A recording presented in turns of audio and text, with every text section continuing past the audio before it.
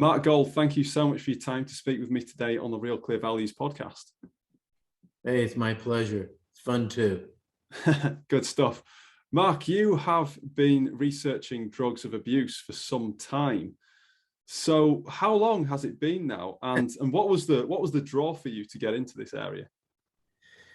Well, this is really hard to say out loud, but I think my first publication in the field was related to amphetamine and methamphetamine and memory in 1972. So I started really as a translational researcher, working mostly in animals, and moved on, graduated to people. But in earnest, I started as a pleasure researcher. And if you think about, like, how would you study pleasure? So you could ask people, but that really, that was limiting. And I'd eventually get to do that. But if you thought about the pleasure systems in the brain, you'd say, well, we really don't know a lot about the brain and pleasure. And so there were a couple of ways that we could do that. And one was by sticking electrodes in the brain and recording. Another was by sticking electrodes in the brain and stimulating. And another was by giving drugs. And most of these drugs turned out to be drugs of abuse. So really by 1977, I was an expert in the brain systems involved in opioid use, self-administration, dependence, and had a paper in the Lancet in 78 showing the neuroanatomy of opioid withdrawal and opioid withdrawal distress. So whether I told people like you or my colleagues that I was a pleasure researcher or not, from 1978 on, I was a drug abuse expert.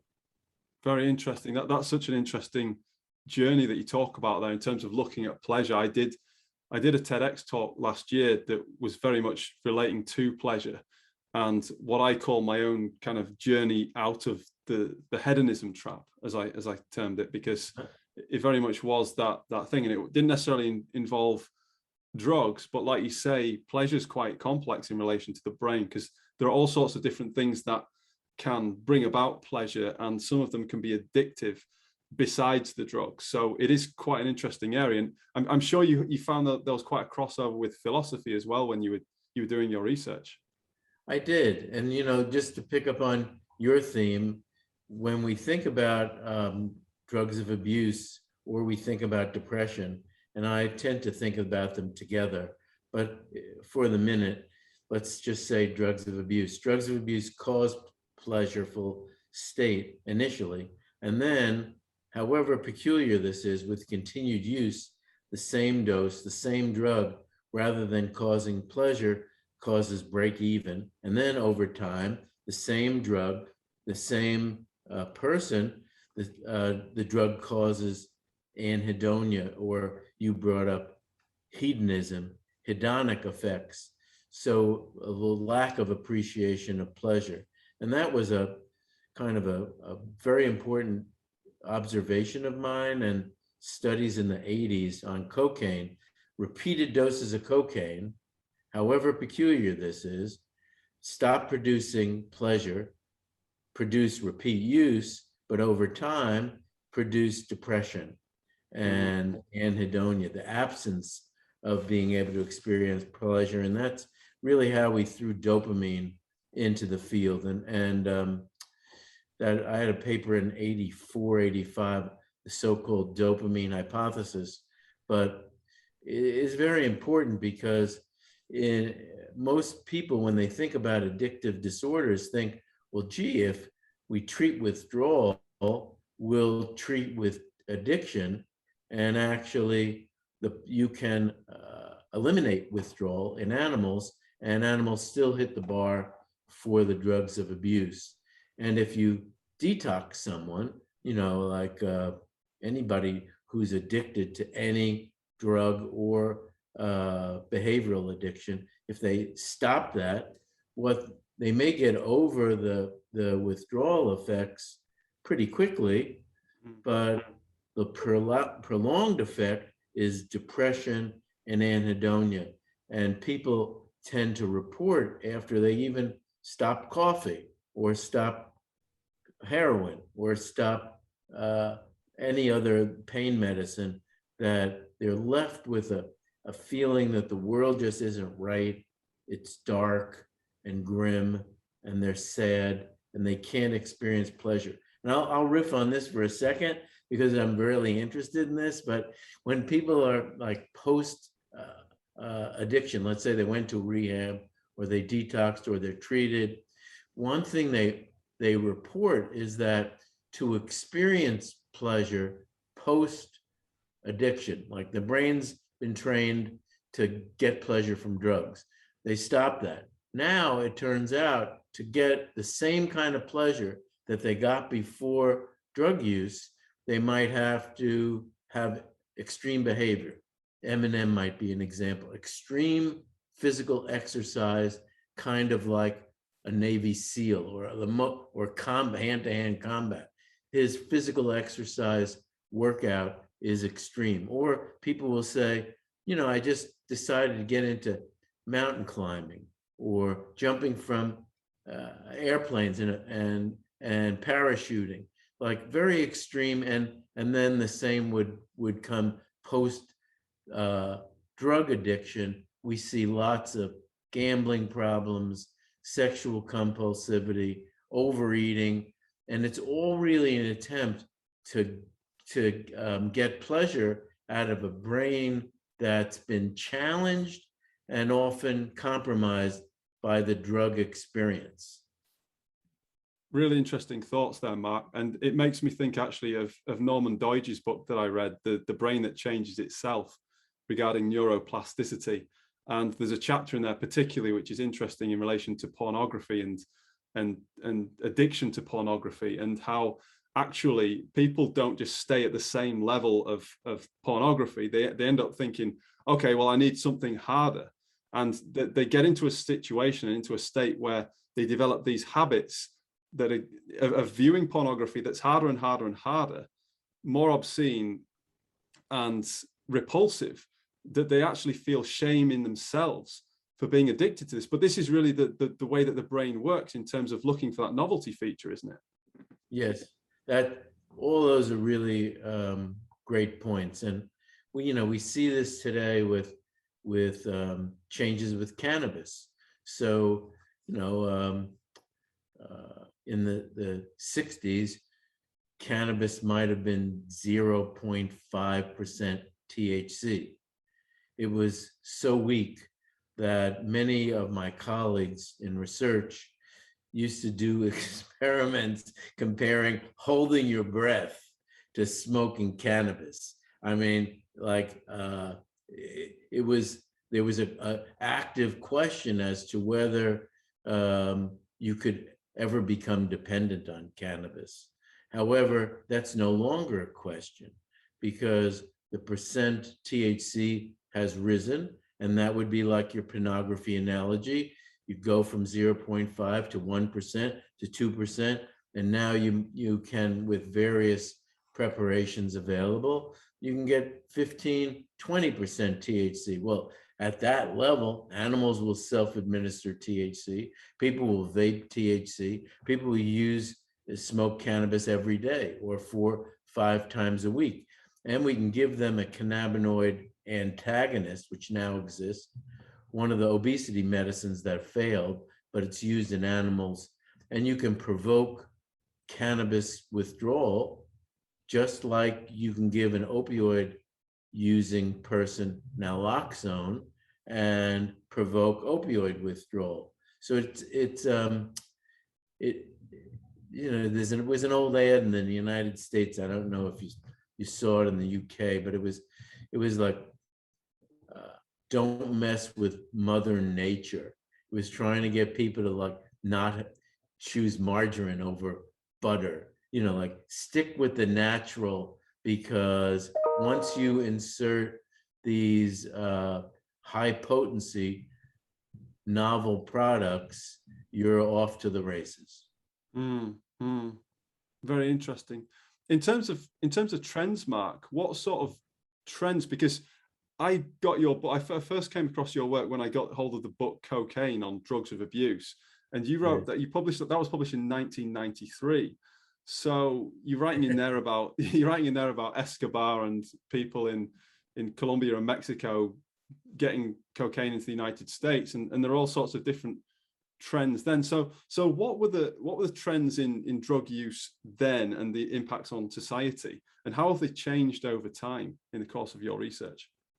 So, everything, what comes around goes around and back. And so here you are. I started in 76 working in opioid use, dependence, and withdrawal. And here again, we have, in the US, the Centers for Disease Control saying we're closing in on 100,000 Americans dying from drug overdoses a year. Most of those are opioids, but the big change was, of course, in the 70s, we had heroin, mostly from Southeast Asia.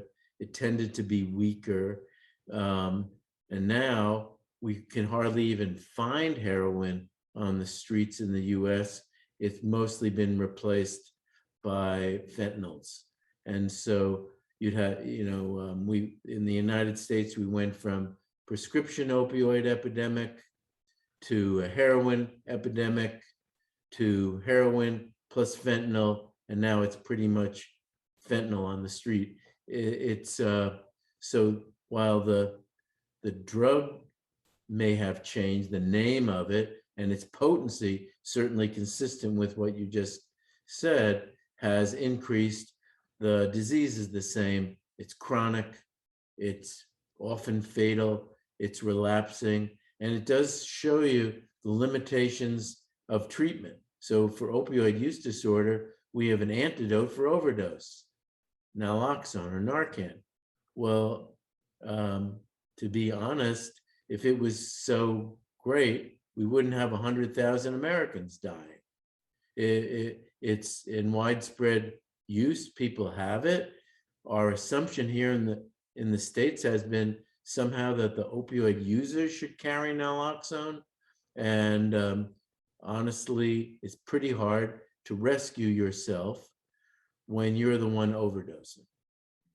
So that's a limitation. But here we have a great treatment for overdose. It's in my book, Wonder Drugs, that I wrote maybe in the mid 80s. It's not a new drug, but it is a wonder drug. But we don't have that for cocaine and methamphetamine. Now, those drugs are number 2 and 3 in drug overdoses in the United States. So you are seeing what we saw in the 70s and switching in the late 70s to kind of 80s, where every opioid epidemic is followed by a psychostimulant epidemic. First, this was noticed by the famous drug historian from Yale, a colleague, David Musto, and wrote the book, The American Disease. He's now deceased, but it was his observation that there's a transition period where the drugs are used together, so-called speedballs, the drug combination that killed John Belushi, and then psychostimulants. So we're again back to the 80s, more potent. We have methamphetamine. We didn't really have that. Methamphetamine is gaining market share from cocaine for many reasons, not the least of which you don't have to grow it. You just make it in a lab, and they send it from all over here, Southeast Asia, India, Mexico, to the United States. And it's easier to transport. I think we haven't seen the psychostimulant deaths peak yet, but we have seen lots of that. And then the third big megatrend from the 70s, we rarely, if ever, even though there was Woodstock and in the 60s, and cannabis in Southeast Asia, our troops smoking. We didn't really even identify cannabis use disorder or dependence on cannabis as a legitimate diagnosis. But now in the DSM-5, we're seeing that, and it's really the #1 cause of addiction treatment requests among young people. Interesting how these things have changed, but no doubt the effects are fairly similar in terms of what people feel they're getting from it and what it's actually doing to their brains. On the flip side, there's something in one of the papers that you fairly recently wrote, Mark, about polysubstance abuse and how polysubstance abuse is the norm. So I guess that relates to what you're saying about speedballing, and speedballing, I think on that particular front, is that cocaine and heroin mixed together and put together in an injectable form. Is that correct? Yes, but right now we could do that's common for methamphetamine. So when we have deaths reported by our Centers for Disease Control, the opioid deaths tend to have fentanyl, but also have cannabis, also have there's just benzodiazepines. It's more that drugs of abuse cause their own taking by specific interactions in the brain that tend to release dopamine. All drugs of abuse do this to one extent or another, some being having a larger effect than others, but they're kind of mixed and matched. And so we even see that in cannabis use disorder. The cannabis use disorder, people may smoke cannabis lunch and dinner, smoke nicotine in the morning, take benzodiazepines, and mix in other drugs throughout the day. So we're in a drug of abuse supermarket here, and sadly we have large numbers of people who are chronic users. I read a report by the Rand, I think it was Rand Corporation, which looked at the total number of dollars spent on all the categories from alcohol, cannabis on down. And it's hard to imagine that we have any money for anything else. Wow, that's quite a statement when you look at it like that, and you look at how people are spending the money, because it isn't just, of course, it isn't just people who are using disposable income for recreational purposes. It's people who are selling their bodies on the street, who are committing crimes and causing chaos for other people as well. So it's really quite something. I've got to say, Mark, just on this kind of the causality of this, I read the book Deaths of Despair by Anne Case and Angus Deaton last year, and it really did have an impact on me. It really had an effect on me in terms of the extent of this problem and this seeming hopelessness that people are going through en route to taking drugs and getting into addiction. What's your view on that? What's your view? I mean, how would you look at deaths of despair? How would you define them and relate them to drug abuse? I'll have to send you after this, but I did a couple of blogs on that. I was very impressed with that work, and I'm very impressed. It helped me think through a lot of the questions that I had. I'll give you one. So we say like 88, the last CDC data was 88,000 people died of a drug overdose. So if you looked at those people, how are they classified? Well, in the United States, every drug overdose is classified as accident. They're accidental. So I wrote a paper on how could that possibly be? They're accidental until proven otherwise.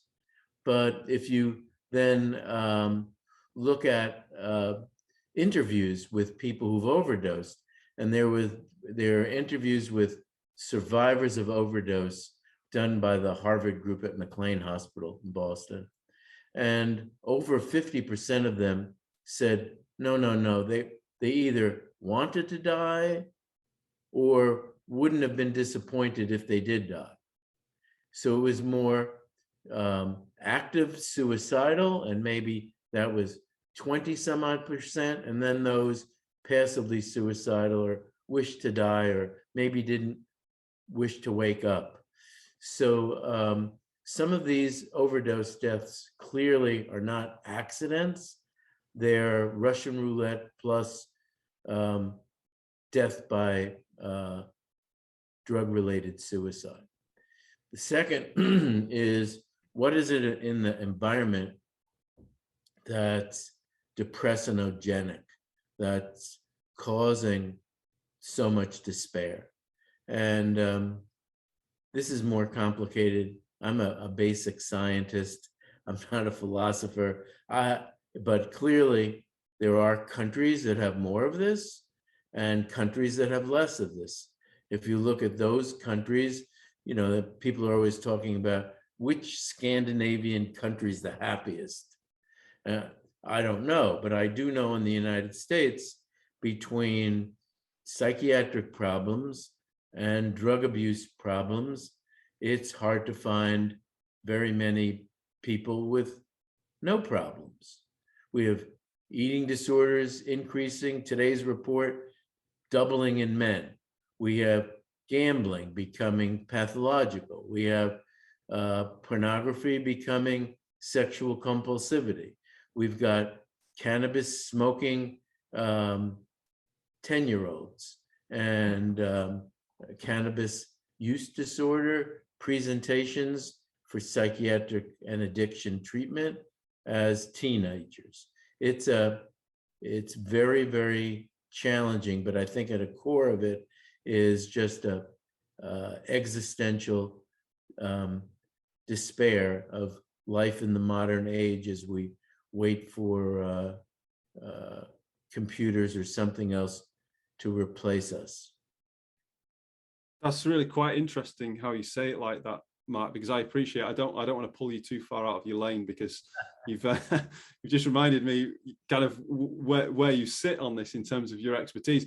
But I think we have to really think about this. Like you say, there are these different factors, these different causes, different stressors, if you like, in society that's bringing this about. Because one of the questions that I had for you was what your sense was on who this is affecting. But it seems from the answer that you just gave me there to the other question that it's affecting everybody to some extent. You've got kids that are on these drugs, and it's affecting them. And there is this general sense, kind of looking around, you kind of see people just wondering what's going to happen next. It feels like so much has happened in the recent years that's been so disruptive that maybe people are a little bit punch drunk. I don't know exactly if that's the case, but people generally seem to be, and this is just a complete my finger in the air, but people seem to be a little bit unmoored from any sense of normality or security. Well, I'd agree with that. I think, you know, we're also just coming out of the last COVID wave. I don't know how it is where you are, but I think the COVID crisis has really touched everyone. It's made it worse for people with medical problems or cancers, but also people with psychiatric problems or addiction. So one thing that was noticed during COVID was that cigarette smoking rates went up, hadn't gone up in decades. Next thing they noticed was that they couldn't keep the alcohol on the shelf, and people were switching to home delivery. And then cannabis use has increased, so much so that it was considered essential service for cannabis delivery in many of the states. I know for sure in cannabis, alcohol, other drug use increases have been linked to the COVID crisis. Many of the people without these pre-existing problems have had overwhelming anxiety, problems sleeping, they're overeating, and there's at our annual medical checkups now, they're talking about like the COVID-10, how much weight people have gained during the crisis as they attempt to manage their anxiety and despair. But yeah, we're probably the same people in terms of brain development that we were for sure 5,000 years ago, and that's before computers or before the exceptionally wealthy people made the decision that we better start to plan to get off the planet. Yeah, yeah, indeed. This kind of existential threat and fear that we have of the human race, and it must be really difficult being a kid these days, for example, and actually just being a kid and just exploring things and going outside and looking at birds and wildlife and just exploring nature with kind of a blank slate, without anybody trying to tell you how to think about the world, or put some kind of agenda into view about, well, this is going to disappear in 20 years, or this is going to disappear in that length of time. I just can't see that that's very good for children to have this constant barrage of somebody's agenda and yeah, concern, anxiety. And it's not to say that the concerns aren't real, but it is to say that there is a time and a place for this stuff, and how traumatizing is that going to be for young people growing up today, worrying about these things they can do nothing about. They can't do anything about these things. They're children, so by definition they are dependent. So it's very interesting. And I do think back to my own childhood, and I think, you know, I used to have times when I would literally be able to go into nature because my grandparents lived on a farm, and I just have these times just out in nature, out in the wild blue yonder, so to speak, literally on my own in the good old days, so to speak. And that was great, because for me it was just freedom. It was just being able to explore things for myself with that proverbial blank slate, and not have the worry. So it was like a break from the worry. So I had you know, every child has their parents' worries and stuff kind of put onto them to a greater or lesser extent, but it was just a bit of a sanctuary, a bit of a sacred space. And so I just I'm just concerned about that in terms of the longer term picture, and the sense of waiting for what's going to happen next that so many adults have as well. Well, I mean, I just before you leave that thought, some of the most interesting addiction treatment approaches have adopted like your childhood pattern. So for example, there are in nature programs. Well, why? Because there's research now that shows that sleep's always disrupted by behavioral problems and, you know, psychiatric problems, and definitely disrupted by substance use. So what they try to do is to get person back to nature, and on a day-night pattern that heals the brain. So the brain knows, well, it's dark, it's time to sleep. It's light, it's time to get up. No chemicals involved. Another thing that's being done is, to a lesser extent than Eminem's regimen, but incorporating healthy eating and exercise. Why?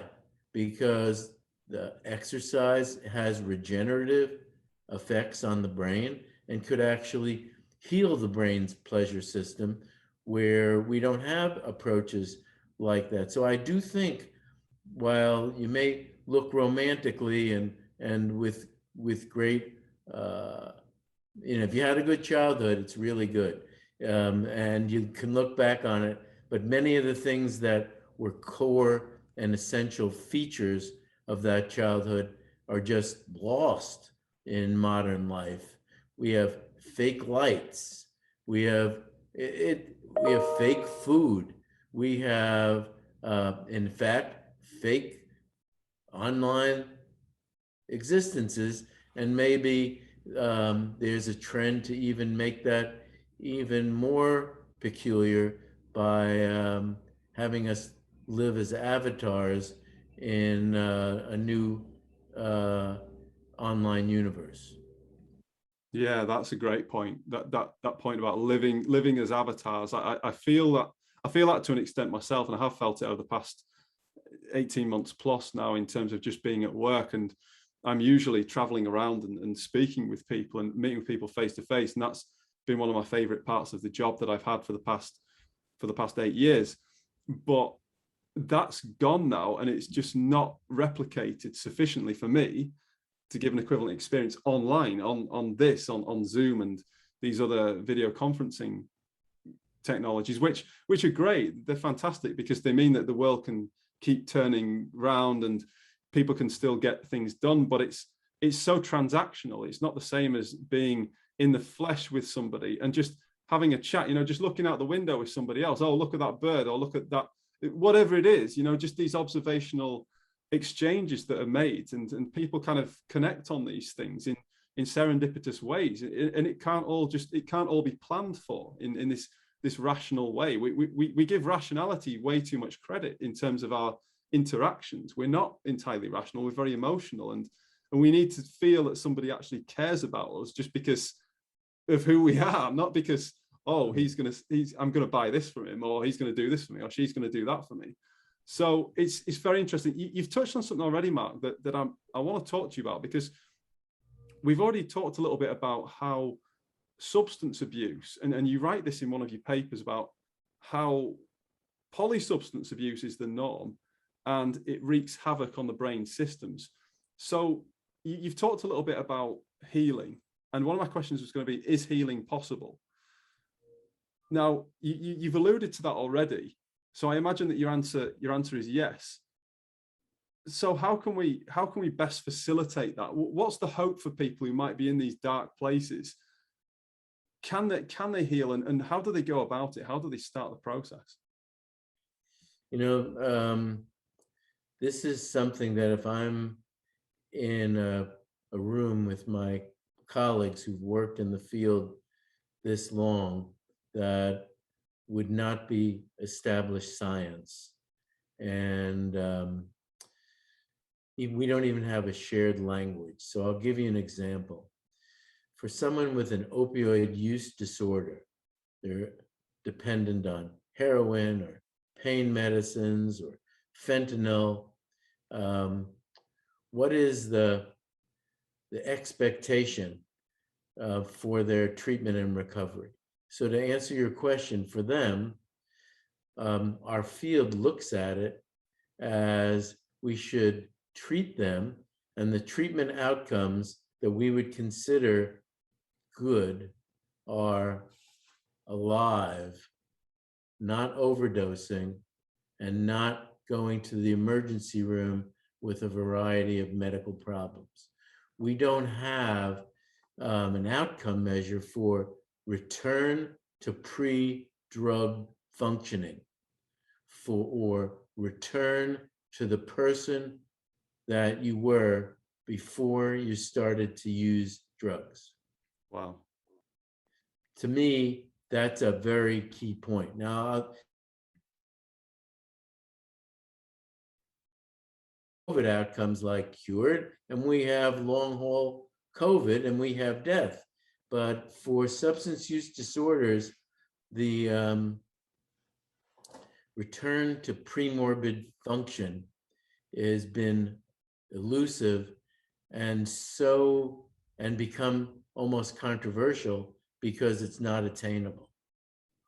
Now, there's research going on as to how to return the brain to normal, and some of the UK-based, Hopkins-based psychedelic research may be better at this. We'll find out. There's psilocybin trials and cigarette smoking, but much of the psychedelic work if you took ketamine, an example, which really changed antidepressant thinking for all experts because of one thing.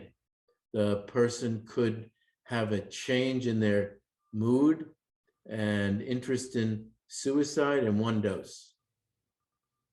So it wasn't like an antidepressant, which, well, to begin with, has an effectiveness barely above CBT, or it takes weeks for it to work. When it doesn't work, we switch to another one, would take weeks to evaluate that. With ketamine, you know that for it to have this effect, it has to be very close to a switch in the brain that can turn off depression and suicidal thinking. For addictions, we have the same, we're in the same place that we were for depression. Kind of, it's primitive. We have an overdose reversal treatment, naloxone. We have medication-assisted treatments like Suboxone, buprenorphine, methadone, and we have naltrexone antagonist, long-acting antagonist. All those treatments were in a review of mine, I don't know, sometime in the 90s. They're not new treatments, and they don't pretend to provide an outcome like a cure or a return to pre-morbid function. That's such an important point. I think it's crucial because so many people, I don't think, are necessarily aware of this, Mark, that the brain is, it's not like a rubber band. It's not like it gets stretched and it goes back to how it was before. It's the analogy, I think it was Alvaro Pascual Leon who used the analogy that it's plastic and not elastic, that it is like Play-Doh, where you can move it into different shapes, but as you and I both know, if you're making a square with Play-Doh, you make one square and you change it into a different shape and you move it back to the square, it's never going to be exactly the same as it was before. So with that in mind, then, is it fair to say that the best treatment is prevention, to never take any of these? No doubt. That's not so that's the one that's always forgotten, and the one that's the only one that's completely safe.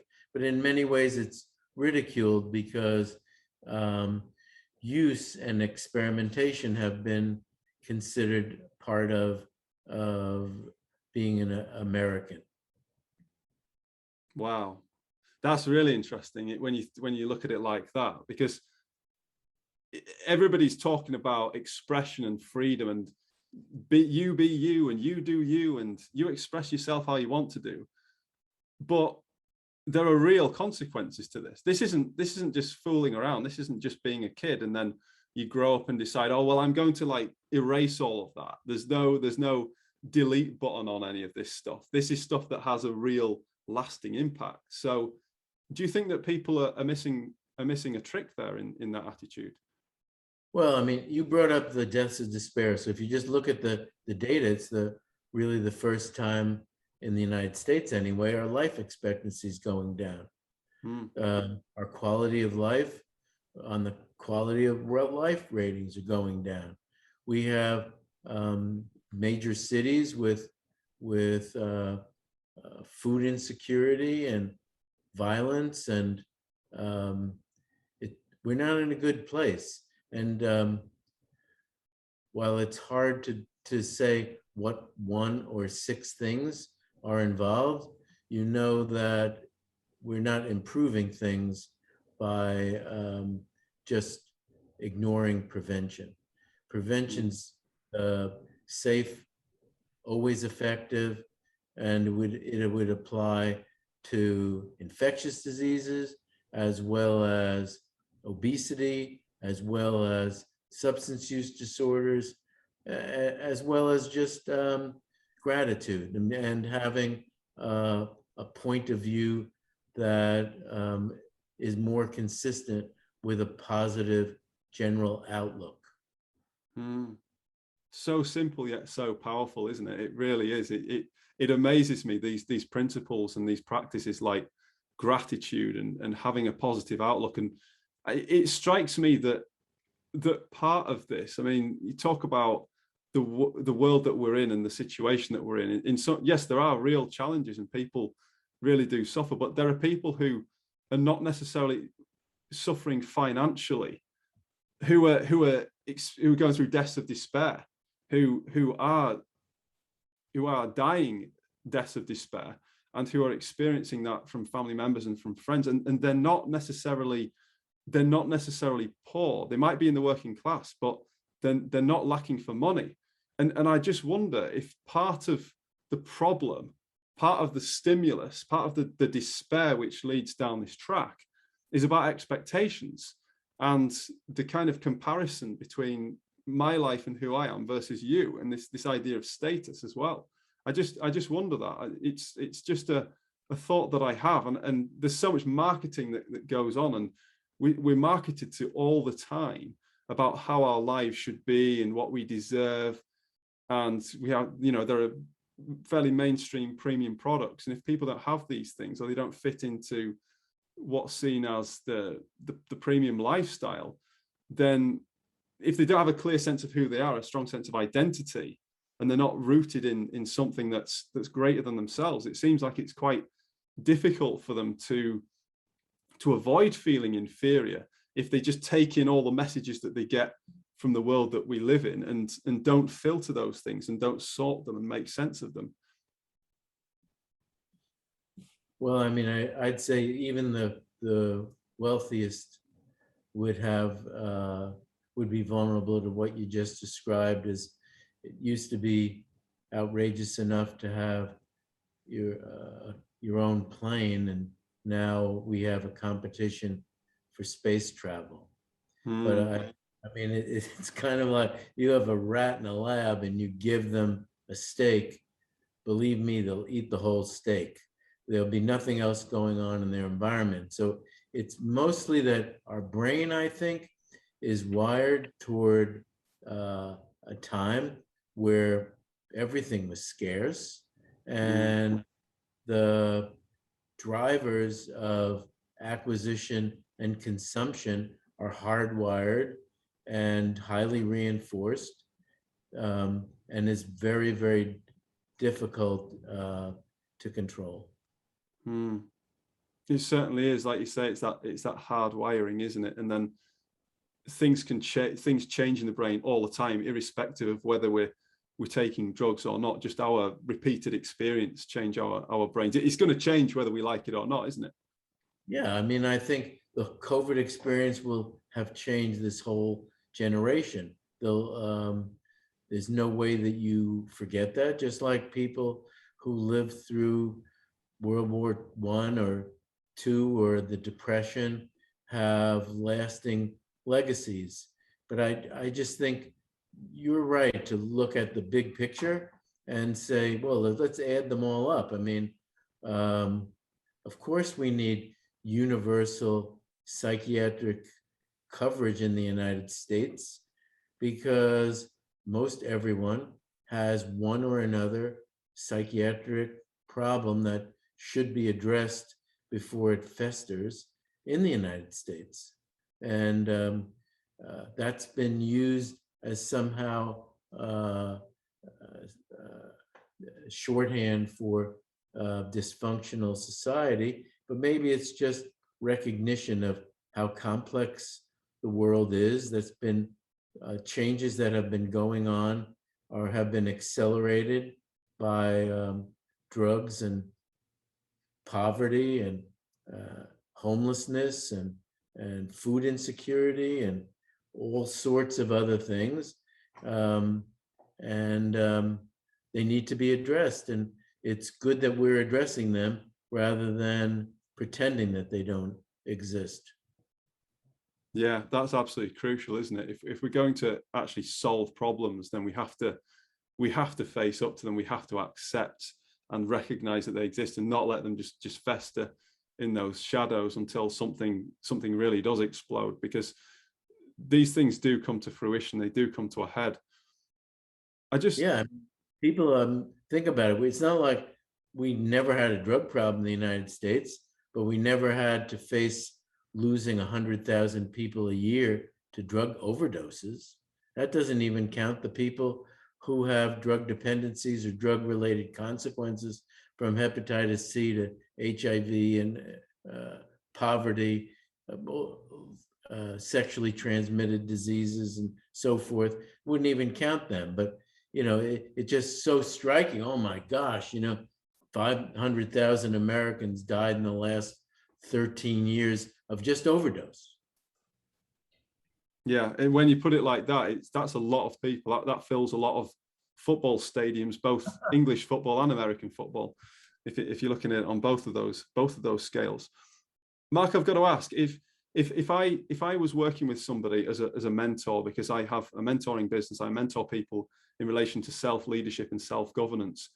If I had somebody I was working with who wanted to really change their lives and they were struggling with an opioid addiction, what advice would you give to me in order to best help them? Well, I mean, you have to have a long view. So I do think there is something to the idea of that they're at great risk for death, and immediately we should pay attention to that. So everybody in their environment should be aware of this. Their loved ones should be aware of this, their home environment. And I have naloxone everywhere. That doesn't mean they're going to slip or relapse, but these are chronic relapsing diseases that have a high mortality. I'd get them treatment. Now, which of the treatments are generally available? And in general, we treat people with whatever they'll take at the time. But I'm a big fan of not stopping treatment. Once you've had an opioid use disorder, whether you're treated with Suboxone or buprenorphine or methadone or naltrexone, depends on where you are and what your response has been. Those are our existing approved treatments. I'd treat you with that. Then I'd try to build self-worth and help you develop a day-night routine that included, healthy eating, healthy sleeping, peer relationships, and work. And I people have done well who've worked in the field as counselors. Excuse me, I get a drink. Water. Part of the reason for that is it helps them keep current, that they're always one step away from that person that they're working with. But the other is, if you spent 8 years as a person with a substance use disorder, it's not like going to Oxford or Harvard. What you really learned is about that disease. And so, in a way, you're a specialist in it. So in the United States, the impaired doctor programs, physicians who become substance use dependent, oftentimes after their treatment, they switch from practicing plastic surgery or pediatrics to working in addiction settings. So I encourage that. And I do like monitoring for physicians. We generally have them call a number, and they're randomized to a urine test or no urine test. And we do that for 5 years in some states for physicians, because being a physician in the United States means you're at least in a remission. If not, it's a drug-free job. So we kind of like testing them, not as a gotcha thing, but to see if we missed something, to help them early rather than late. We'd rather identify use or a slip than an overdose. And I'd stick that together with, don't neglect the medical problems that are concurrent. Don't neglect the psychiatric problems that are concurrent.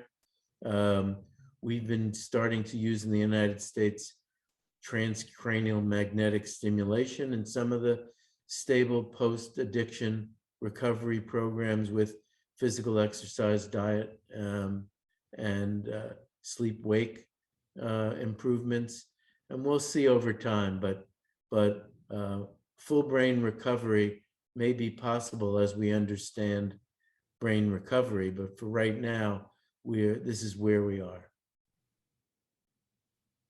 That's really interesting. Thanks for that, Mark. That's great insight, and a lot to digest there. A lot to digest. I really think what stands out to me is that this is something that needs serious attention on an individual, familial, and the society level as well. On all of those different levels, we have to use a biblical phrase, we have to be our brother's keeper and our sisters, of course, as well in terms of looking after each other and looking out for each other. Because I think as well, just day to day, just in our daily living, if we know somebody and we can see they're having a hard time, I think talking to them and just showing genuine interest in what's going on with them and having a chat can sometimes make the world a difference. And if there's one person that cares, if people know that they've got one person, just one person who cares about them, it's amazing the difference that can make and the impact that can have on people's lives. Something as simple as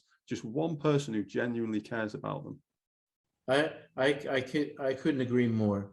And when you started to say that, I was thinking about a depressed person that I knew, and she had trouble getting up in the morning, and people would call her, or then they'd become kind of isolating. You don't really call back, and you're depressed and sad, and just sitting. And she told the story that one of her friends used to knock on the door and say, "It's time for our walk." And they went out for a walk. Well, it was that was very different than her 5 friends that said, "You need to go for a walk." But walking the walk with her helped her recover. I love that. I love that. Instead of coming at it from a point of judgment and saying, this is what you should be doing, and being another one of those people issuing commands and edicts and orders, instead just assuming that it's going to happen and seeing the best in her as well. Fantastic. Mark Gold, thank you so much for your time. It's been a fascinating conversation.